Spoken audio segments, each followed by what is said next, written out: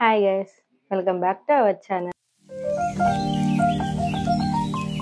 ఈరోజు మనం మన వీడియోలో నా డెలివరీ వ్లాగ్ గురించి మాట్లాడుకుందాం. యాక్చువల్లీ చాలా మంది అయితే కమెంట్ చేస్తున్నారు, బాయ్ గర్ల్, అది సి సెక్షన్ నార్మలా, మీ యొక్క డెలివరీ ఎక్స్పీరియన్స్ ఎలా ఉంది, మాకు షేర్ చేయండి అని చెప్పి చాలా మంది అయితే కమెంట్ చేశారు. మీరు ఇప్పటి వరకు ఓపిక్గా నా డెలివరీ వ్లాగ్ కోసం వెయిట్ చేసినందుకు చాలా చాలా థ్యాంక్స్. మేము యాక్చువల్లీ అన్ఎక్స్పెక్టెడ్గా కొన్ని రీజన్స్ వల్ల మేము హాస్పిటల్లో 16 days అయితే ఉన్నాము. సో అలా ఉండటం వల్ల ఈ వ్లాగ్ పెట్టడం అనేది డిలే అయిపోతుంది. Sorry for the inconvenience. అందరికి జరిగినట్టు నా డెలివరీ అయితే ఈజీగా అస్సలు జరగలేదు. నేనైతే చాలా పెయిన్ అయితే గో త్రూ చేశాను. అసలు నా ప్రాసెస్ అనేది నేను డెలివరీ చేయటానికి నాకు 3 days పట్టింది. దాంట్లో కూడా చాలా కాంప్లికేషన్స్ అయితే వచ్చినాయి. అయన్నీ మీకైతే ఇప్పుడు చెప్తాను. ఒక్క మాటలో చెప్పాలంటే నా డెలివరీ చిన్న కథ కాదు. అసలు ఒక ఆడపిల్ల అనేది ఇంకొక బిడ్డకి జన్మనివ్వడం అనేది మా ఆడపిల్ల మళ్ళీ తిరిగి జన్మ పొందినట్టే. అంత డిఫికల్ట్‌గా ఉంటది. అది అనుభవించే వాళ్ళకి మాత్రమే తెలుస్తది. నేనైతే అందరిలాగా పెయిన్స్ వచ్చో లేకపోతే వాటర్ బ్రేక్ అయ్యో హాస్పిటల్‌లో అయితే జాయిన్ అవ్వలేదు. నాకసలు చెప్పాలంటే పెయిన్సే రాలేదు. అసలు నాకు పెయిన్స్ రాకుండా డెలివరీ అనేది ఎలా జరిగిందో మీకు స్టెప్ బై స్టెప్ అన్నీ కూడా క్లియర్‌గా అయితే ఎక్స్‌ప్లెయిన్ చేస్తాను. యాక్చువల్లీ మమ్మల్ని హాస్పిటల్‌లో మంగళవారం జాయిన్ అవ్వమన్నారు. బట్ మా ఇంట్లో మా అక్క ఏం చెప్పిందంటే మంగళవారం, శుక్రవారం ఏ పని స్టార్ట్ చేయకూడదు అని చెప్పి మమ్మల్ని బుధవారం జాయిన్ అవ్వమన్నారు హాస్పిటల్‌లో. సో మేము బుధవారం హాస్పిటల్‌కి అయితే వెళ్ళాము. వెళ్ళిన వెంటనే వాళ్ళు ఏం చెకప్ చేయలేదు. నాయి స్కాన్స్ కూడా అయితే ఏమీ తీయలేదు. నన్ను రెడీగా ఉన్నావా హాస్పిటల్‌లో అడ్మిట్ అవ్వడానికి, లగేజ్ తెచ్చుకుందామా అని అడిగారు. యాహ్! నేను తెచ్చుకున్నాను. ఐయామ్ రెడీ ఫర్ అడ్మిట్ అని చెప్పాను. నెక్స్ట్ ఇంకా నా బీపీ చెక్ చేసి నా స్కాన్స్ కొన్ని జస్ట్ చూసారు. చూసి ఓకే వెళ్ళండి అడ్మిన్ సెక్షన్‌కి, ఒక ఫార్మ్ ఫిల్ చేసి ఇచ్చి అడ్మిన్ సెక్షన్‌కి వెళ్ళండి. అక్కడ ఇంకా మీరు మనీ పే చేసి రూమ్‌కి అలొకేట్ చేస్తారు. మీరు ఇంకా జాయిన్ అవ్వండి. ఈవినింగ్ నుంచి మీకు డెలివరీ ప్రాసెస్ అనేది స్టార్ట్ అయిద్దని చెప్పారు. మేమైతే 10 ఆ టైం కల్లా హాస్పిటల్‌కి రీచ్ అయిపోయాము. ఇంకా డాక్టర్ అయన్నీ అయ్యేటప్పటికి ఆఫ్టర్‌నూన్ అయింది. ఇంకా ఆఫ్టర్‌నూన్ అక్కడే ఫుడ్ అయితే ఆర్డర్ పెట్టేసుకొని మేము తినేసి నెక్స్ట్ అడ్మిన్ సెక్షన్‌కి వెళ్ళాము. అడ్మిన్ సెక్షన్‌లో వాళ్ళ యొక్క ప్యాకేజ్ డీటెయిల్స్ అన్నీ ఎక్స్‌ప్లెయిన్ చేశారు. సో మేమైతే మాకు తగిన ప్యాకేజ్‌ని అయితే తీసుకున్నాం ఏసీ రూమ్‌కి. మేము తీసుకున్న ప్యాకేజ్‌లో అయితే మొత్తం ఫుల్ వాళ్ళే కవర్ చేస్తారు. మేము దేనికి కూడా తిరగాల్సిన అవసరం అయితే లేదనమాట. సో ఇది అడ్మిన్ ప్రాసెస్. మేము ఇంకా అడ్మిట్ అయ్యి రూమ్‌లోకి వెళ్ళంగానే మేము తెచ్చుకున్న లగేజ్ మొత్తం అయితే నేను షెల్ఫ్‌లో మొత్తం చక్కగా సర్దేశాను. నేను వాళ్ళని అడిగాను డెలివరీ ప్రాసెస్ ఎప్పుడు స్టార్ట్ చేస్తారని చెప్పి. మేము అరౌండ్ వచ్చేటప్పటికి మొత్తం ఈ అడ్మిట్ ప్రాసెస్ అంతా కంప్లీట్ అవ్వటానికి మాకు అరౌండ్ 5:00 అయింది. సో నేను అడ్మిట్ అయిన తర్వాత 1 అవర్ తర్వాత మా రూమ్‌కి నర్స్ వచ్చారు. సో నర్స్ వచ్చి చెప్పింది, "మీరు డ్రెస్ కాదు శారీ కట్టుకోవాలి. అండ్ కిందకి మిమ్మల్ని తీసుకెళ్తాం మేము" అని చెప్పి నాకు చెప్పారు. నాకు ఫస్ట్ కదా నాకసలైతే ఏం అర్థం కాలేదు. కిందకి తీసుకెళ్తా అంటున్నారు. ఏం చేస్తారో ఏంటో అయితే చాలా అంటే చాలా టెన్షన్ పడ్డాను. శారీ చేంజ్ చేసుకొని రెడీగా ఉన్నాను వెళ్ళటానికి. వాళ్ళు వెళ్ళేటప్పుడు "నువ్వు నడిచే వెళ్తావు. వచ్చేటప్పుడు మేబీ నువ్వు స్ట్రెచ్ మీద వచ్చే పాసిబిలిటీ ఉంటది" అని చెప్పారు. ముందే నాకైతే గైడ్ చేశారు. సో ఇక్కడి నుంచి మన డెలివరీ ప్రాసెస్ అనేది స్టార్ట్ అయింది. ఇది డే 1. సో ఈవినింగ్ టైమ్ 6 నన్ను నర్స్ వచ్చి తీసుకెళ్ళింది. ఇంకా నేను లేబర్ రూమ్‌లోకి అయితే ఎంటర్ అయిపోయాను. అప్పటికే ఒకళ్ళు ఆల్రెడీ డెలివరీ అవుతున్నారు. ఆమె బాగా గట్టి గట్టిగా అరుస్తుంది. నాకేమో చాలా భయమేసింది. ఏం చేస్తారా ఏంటా అని చెప్పి నన్నైతే ఇంకా బెడ్ మీద పడుకోమని చెప్పారు. ఫస్టు వాళ్ళు బేసికల్లీ కొన్ని ఇనిషియల్ టెస్ట్‌లుంటాయి మనకి. సో అవి చేస్తారు. ఫస్ట్ ఇక్కడ నార్మల్ డెలివరీ అయ్యిద్దా లేదా అని చెప్పి అయితే ట్రై చేస్తారు. సో ఇన్ కేస్ ఈ హాస్పిటల్‌లో నార్మల్ డెలివరీ కాకపోతే సి సెక్షన్‌కి సజెస్ట్ చేస్తారనమాట. సో ఇక్కడ ప్రాసెస్ ఫస్ట్ నాకు నార్మల్ డెలివరీకి ప్రాసెస్ అయితే స్టార్ట్ చేశారు. సో ఫస్టు వెళ్ళంగానే నాకు అంటే ఫస్ట్ సర్విక్స్ అనేది ఓపెన్ అయి ఉందా లేదా? సర్విక్స్ సాఫ్ట్ అయి ఉందా లేదా? సో ఒకవేళ ఓపెన్ అయి ఉంటే ఎంత ఓపెన్ అయి ఉంది? బేబీ ఎంత డ్రాప్ అయింది? సో ఇవన్నీ చెక్ చేస్తారు. సో వాళ్ళు ఎగ్జామిన్ చేసినప్పుడు మనకి సర్విక్స్ అయితే అస్సలు ఓపెన్‌లో లేదు. మొత్తం క్లోజ్డ్‌లో ఉందనమాట.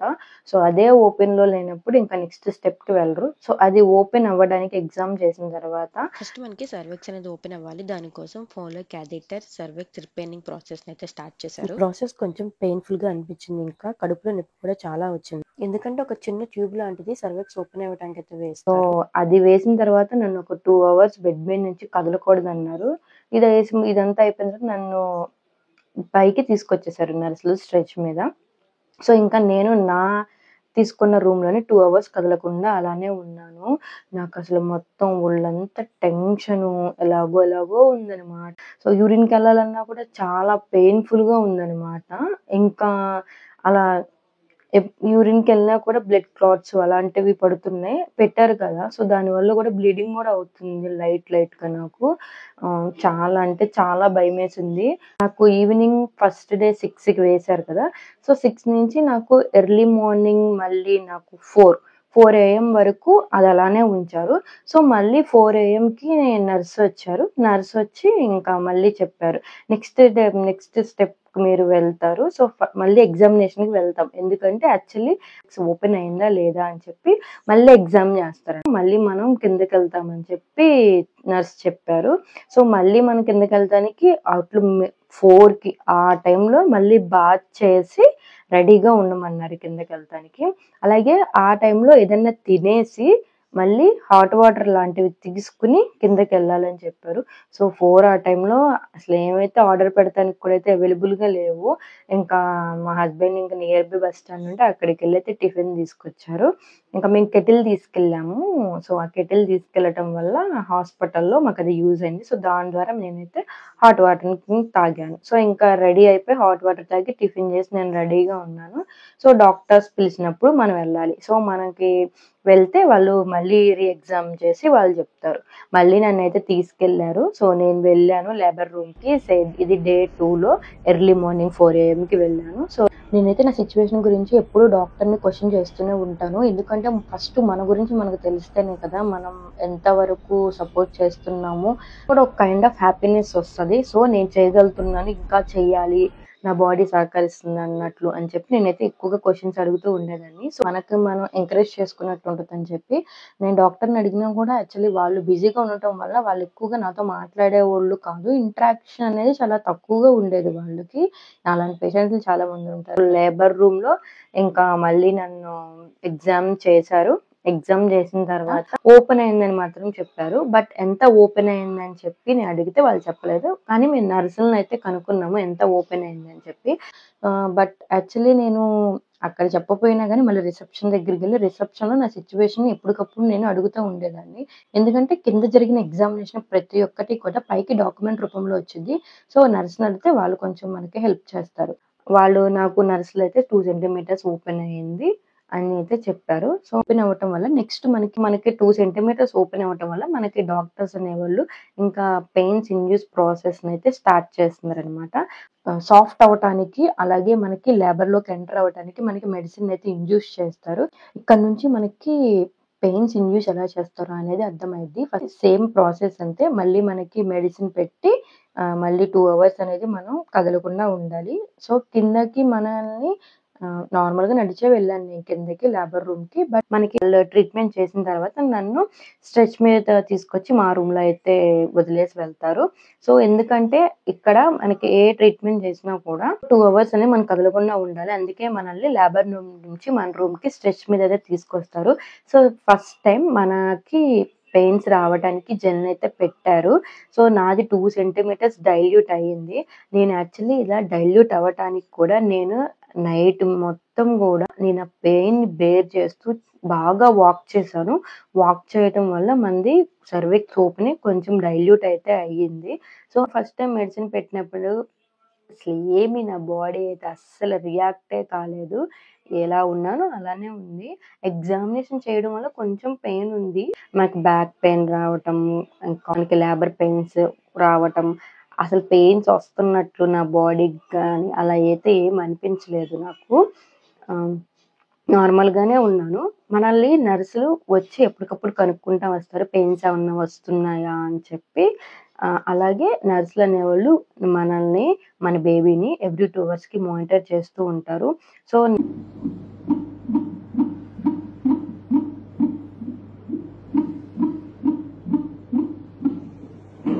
నాకు ఎవ్రీ 2 అవర్స్‌కొచ్చి బీపీ చెక్ చేసేవాళ్ళు, హార్ట్ బీట్ చెక్ చేసేవాళ్ళు. అలాగే బేబీ యొక్క హార్ట్ రేట్ కూడా ఎప్పుడు చెక్ చేస్తూ ఉండేవాళ్ళు. సో, ఇలా చెక్ చేస్తూ ఉన్నప్పుడు ఆళ్ళు వచ్చినప్పుడల్లా అడుగుతారు పెయిన్స్ వస్తున్నాయా? రాలేదా? అని చెప్పి. రాలేదంటే మనం ఏం ఫీల్ అవుతున్నాం కూడా అడుగుతారు. సో, మనమైతే చెప్పాలి. నేను నేను నార్మల్‌గా ఉన్నాను. నాకైతే పెయిన్స్ ఏమి రాలేదు అని చెప్పి నేను చెప్పాను. సో, మనకి ఒక్కసారి ఈ ఇండ్యూస్ ప్రాసెస్ అనేది 10-12 అవర్స్ బిట్వీన్ చేస్తారు. మళ్ళీ డాక్టర్‌కి ఇన్ఫార్మ్ చేశారు. పెయిన్స్ ఇండ్యూస్ చేయడానికి జెల్ పెడతాము. సో, మళ్ళీ రెడీగా ఉండమని చెప్పారు. ఆ రెడీగా ఉండటానికి ఈసారి సెకండ్ టైము మనకి పెడితే మాక్సిమం పెయిన్స్ వస్తాయని చెప్పి నేను అక్కడ రూమ్స్ దగ్గర పర్సన్స్ ఆల్రెడీ డెలివరీ అయిన ఎప్పుడు నేను కనుక్కుంటా ఉండేదాన్ని. సో, సెకండ్ టైం పెడితే పక్కా పెయిన్స్ వస్తాయి. ఇంక దాంట్లో ఇబ్బంది ఏం లేదు. రెడీగా ఉండాల్సొస్తది నువ్వు డెలివరీకి. ధైర్యం తెచ్చుకో అని చెప్పి నాకైతే అందరూ చెప్పారు. సో, నేను కూడా అదే విధంగా నిజంగానే పెయిన్స్ వస్తాయేమో అని చెప్పి నేను మా పేరెంట్స్‌కి ఇన్ఫార్మ్ చేసి మార్నింగ్ కల్లా నేను బేబీని కనేస్తాను. మా హస్బెండ్ తర్వాత ఎవరైనా పెద్దోళ్ళు ఎత్తుకోవడానికి ఉండాలి. మీరొస్తే బావుంటదని చెప్పాను. వాళ్ళు చెప్పిన వెంటనే వాళ్ళు కూడా మంచిగా రెస్పాండ్ అయ్యి మా దగ్గరికి ఎర్లీ మార్నింగ్ కల్లా వచ్చేసారు. సో, నన్ను నేను బయటకొచ్చేప్పటికి మీరందరూ నా ముందు ఉండాలని చెప్పి నేనైతే చెప్పాను వాళ్ళందరికీ కూడా. సో, వాళ్ళందరూ ఇంకా హడావిడిగా నేను చేసిన హడావిడికి వాళ్ళు గూడా హడావిడిగా బయలుదేరైతే వచ్చారు. సో, సెకండ్ టైమ్ నాకు పెయిన్స్‌ని ఇండ్యూస్ చేయడానికి నన్ను లేబర్ రూమ్‌కి రమ్మని చెప్పి నర్స్ అయితే పిలిచారు. సో, ఈసారి ఏం చేశారు, ఈవినింగ్ టైమ్‌లో నాకు డే 2లో ఈవినింగ్ టైమ్‌లో నాకు పెయిన్స్ ఇండ్యూస్ చేయడానికి జెల్ పెడతా అన్నారు. ఇప్పుడు కూడా ప్రాసెస్ సేమ్. మళ్ళీ మనం బాత్ చేసి శారీకి చేంజ్ చేసుకొని ఏదన్నా తిని కొంచెం హాట్ వాటర్ తాగి మనం లేబర్ రూమ్‌కి మనం వాక్ చేసుకుంటా నర్స్ ఎనకాల వెళ్ళిపోవటమే. సో, నేనైతే మొత్తం రెడీ అయ్యి నేను మా హస్బెండ్‌కి కూడా చెప్పాను. ఈసారి పెయిన్స్ వచ్చేస్తే డెలివరీ అయిపోతాం ఎర్లీ మార్నింగ్ కల్లాను. నాకు కొంచెం భయమేస్తుంది అని చెప్తాను. ఆయన కూడా నాకు ధైర్యం చెప్పి మరీ లేబర్ రూమ్‌కి పంపించారు. సో, పంపించిన తర్వాత నాకు పెయిన్స్‌కి రావటానికి మెడిసిన్‌ని ఇండ్యూస్ చేశారు. తర్వాత నన్ను యాజ్ ఇట్ ఈస్‌గా ఇంకా నేను 2 అవర్స్ మళ్ళీ సెకండ్ టైమ్ కూడా కదలకూడదు. అందుకని చెప్పి స్ట్రెచ్ మీద తీసుకొచ్చి నా రూమ్‌లో వదిలేశారు. సో, నాకు పెయిన్స్ వస్తాయేమో అని చెప్పి నేనైతే ఈగర్‌గా చూస్తున్నాను. ఈ పెయిన్స్ వచ్చినట్టయితే నాకైతే అనిపించలేదు. ఓకే. వస్తాయేమో అని వెయిట్ చేస్తూ ఉన్నాను. నేనైతే టైము పాడు లేకుండా ఇంకా మిడ్‌నైట్ అని లేదు, ఎర్లీ మార్నింగ్ అని లేదు. ఇంక నిద్ర మానేసి మరి నేనైతే వాక్ చేసేదాన్ని. బేసికల్లీ పడుకుందామన్నా అక్కడ నర్సులు పడుకోనివ్వరు. ఎందుకంటే మనల్ని బేబీని ఎప్పుడూ మానిటర్ చేస్తూ ఉంటారు కదా! మనం గబుక్కున పడుకునేలోపు వాళ్ళొచ్చి మానిటర్ చేస్తూ ఉంటారు. బెల్ కొడుతూ ఉంటారు. మన రూమ్ డోర్‌ని కొడతాను, నాక్ చేస్తూ ఉంటారు. సో, వాళ్ళు వచ్చి మనం పడుకుందామన్నా వాళ్ళు పడుకోనివ్వరు. సో, ఇదంతా ఎందుకులే అని చెప్పి నేను మెలకువగా ఉండే వాక్ చేయటం అయితే చేసేదాన్ని. మనకి సెకండ్ టైము మనకి మెడిసిన్ పెట్టినా కూడా మనకైతే ఎటువంటి రెస్పాన్స్ లేదు. కొంచెం పెయిన్స్ వచ్చినియి చెప్పాలంటే మరీ అట్లా కాదు. ఫస్ట్ టైమ్ అయితే అసలేమీ లేదు. సెకండ్ టైము కొంచెం పెయిన్స్ అయితే వచ్చినాయి. అది కానీ ఏంటంటే ఎవ్రీ 10 మినిట్స్‌కి 1 మినిట్ పెయినొచ్చి ఆగిపోద్ది. ఎవ్రీ 10 మినిట్స్‌కి 1 మినిట్ పెయినొచ్చి ఆగిపోద్ది. సో, అలా రావటం వల్ల నాకేంటంటే అది పెయిన్స్ లాగా అనిపిచ్చేది కాదు. ఇంకా థర్డ్ డే నాకు పెయిన్స్ ఇండ్యూస్ చేయడానికి ఎర్లీ మార్నింగ్ 6 ఆ టైంలో నర్సొచ్చి చెప్పారు. నేనైతే రెడీ అయ్యి ఉన్నాను లేబర్ రూమ్‌కి వెళ్ళటానికి. థర్డ్ డే నన్ను లేబర్ రూమ్‌కి తీసుకెళ్ళిన తర్వాత నాకు మళ్ళీ ఎగ్జామ్ చేసి పెయిన్స్ ఇండ్యూస్ చేయడానికి మెడిసిన్ పెట్టిన తర్వాత నన్ను అక్కడ అబ్జర్వేషన్‌లో పెట్టేశారు. అబ్జర్వేషన్‌లో పెట్టి ఇంకా వాళ్ళు అక్కడే చెక్ చేస్తా ఉన్నారు. నా బేబీని, నన్ను అంతా మానిటర్ చేస్తూ ఉన్నారు. అలాగే మనకి ఎప్పుడూ కూడా యాక్చువల్లీ చెప్పడం మర్చిపోయా. మన బేబీ యొక్క గ్రాఫ్ ఎన్ఎస్‌డి అనేది తీస్తూ ఉంటారు. సో, ఆ గ్రాఫ్ తీస్తూ ఉన్నప్పుడు మన బేబీ హార్ట్ బీట్‌ని వాళ్ళు చూస్తూ ఉంటారంట బేబీది. సో, ఒకవేళ పెయిన్స్ వస్తే మన గ్రాఫ్‌ని కూడా ఇవ్వలేమంట. అంత పెయిన్‌ఫుల్‌గా ఉంటదంట. నన్నైతే ఇంక అక్కడే లేబర్ రూమ్‌లో అయితే ఉంచేశారు. పైకైతే నన్ను తీసుకెళ్ళలేదు ఈసారి. నన్ను ఈ గ్రాఫ్ అనేది నాకు థర్డ్ డేనే కాదు. నేను జాయిన్ అయిన ఫస్ట్ డే నుంచి ఒక 4-5 అవర్స్‌కి ఒకసారి ఈ గ్రాఫ్ అనేది బేబీ గ్రాఫ్‌ని తీస్తూ దాన్ని కూడా మానిటర్ చేస్తూనే ఉన్నారు. నాకు టాక్ టైమ్ మెడిసిన్ ఇండ్యూస్ చేసిన తర్వాత నాకు కొంచెం పెయిన్స్ అయితే స్టార్ట్ అయినవి. నాకు పెయిన్ అని అనిపిస్తుంది. బట్ వాళ్ళు చెక్ చేసి అయేమో లేబర్ పెయిన్స్ కాదని చెప్పి అంటారు. నాకు గ్రాఫ్ తీసేటప్పుడు కూడా నాకు కొంచెం పెయిన్‌గానే అనిపిస్తుంది. నేను అంతగా సపోర్ట్ అంటే స్ట్రెయిట్‌గా పడుకోలేకపోతున్నాను. అది బ్యాక్ పెయిన్ అనేది నాకు అనిపిస్తుంది. సో, వాళ్ళకైతే ఇన్ఫార్మ్ చేస్తే అది పెయిన్ కాదని చెప్పారు.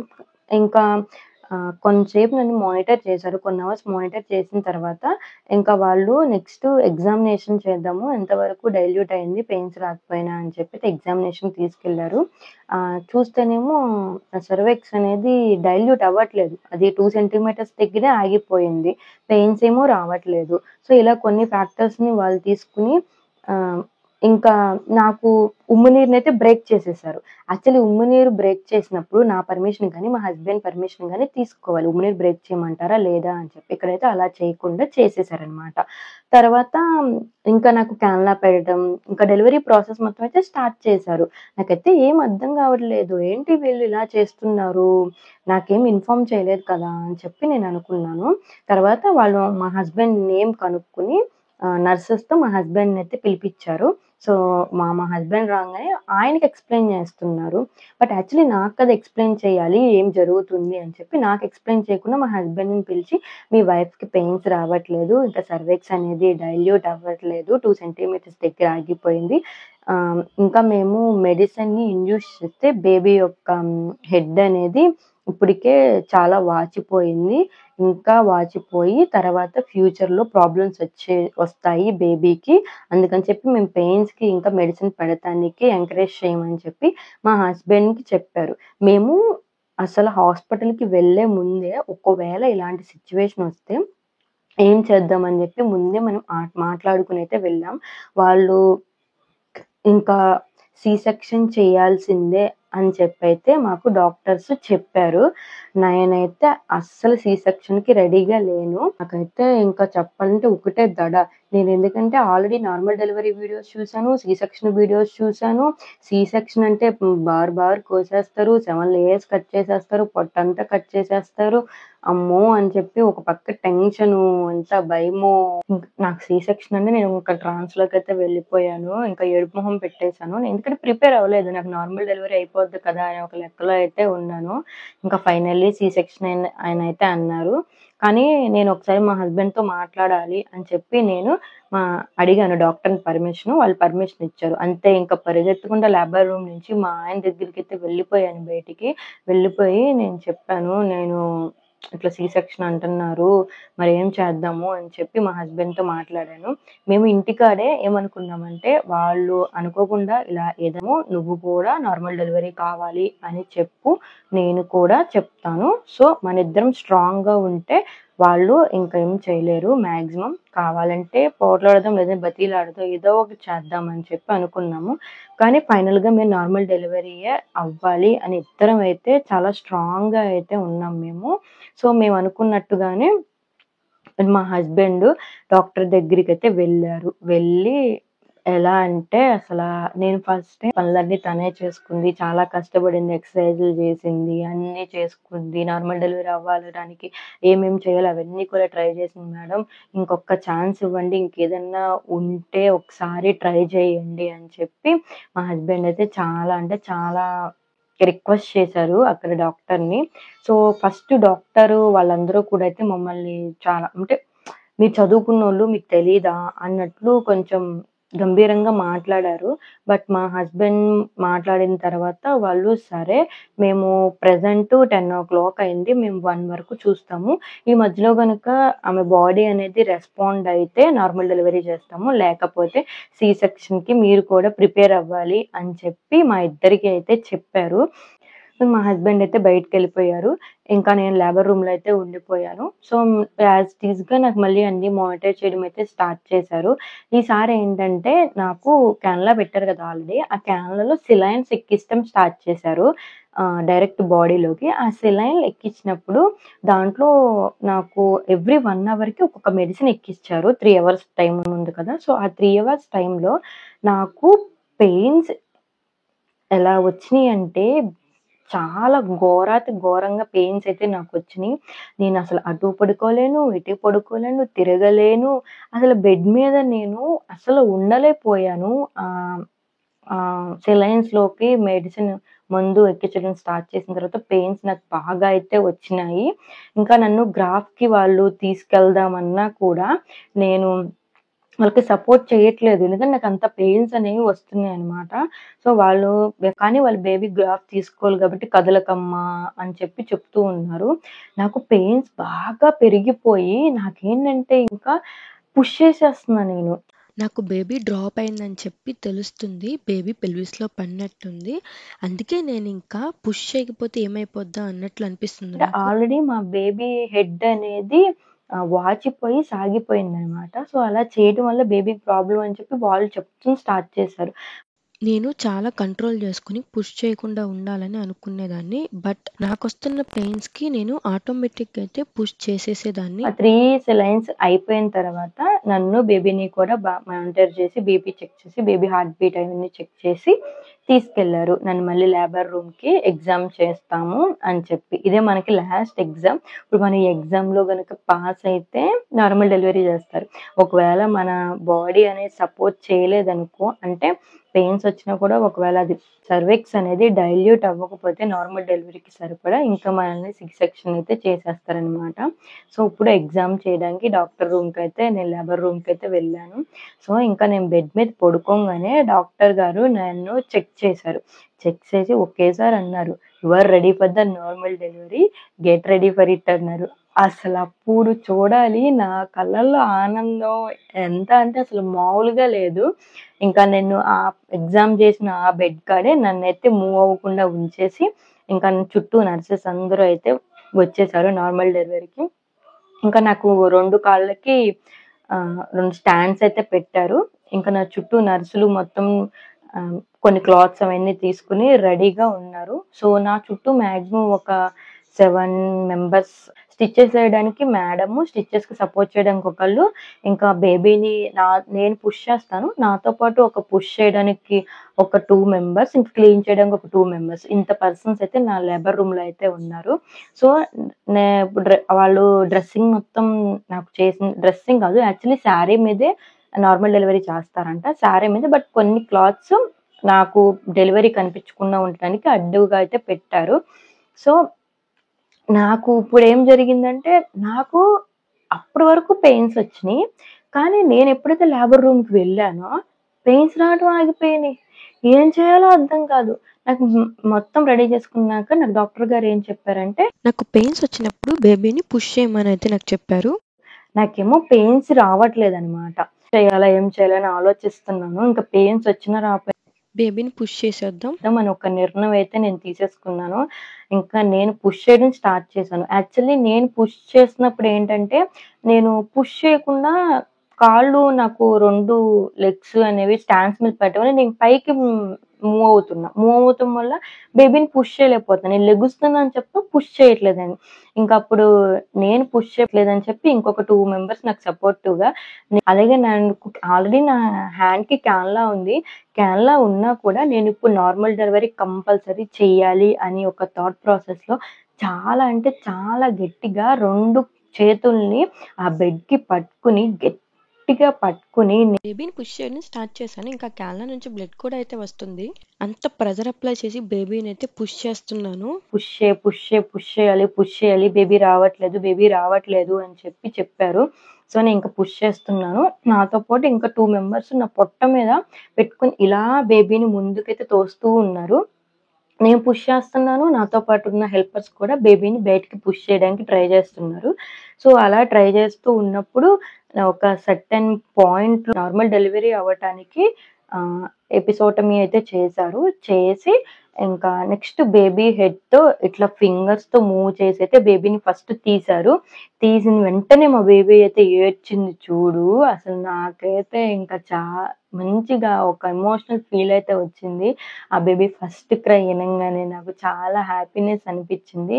బట్ బేబీ పుట్టేసిన తర్వాత బేబీని నాకు చూపించకుండా ఫస్ట్ వాష్ చేయడానికి తీసుకెళ్ళిపోయారు. నేనేమో మా బేబీని నాకు చూపించండి అని చెప్పైతే అడుగుతున్నాను.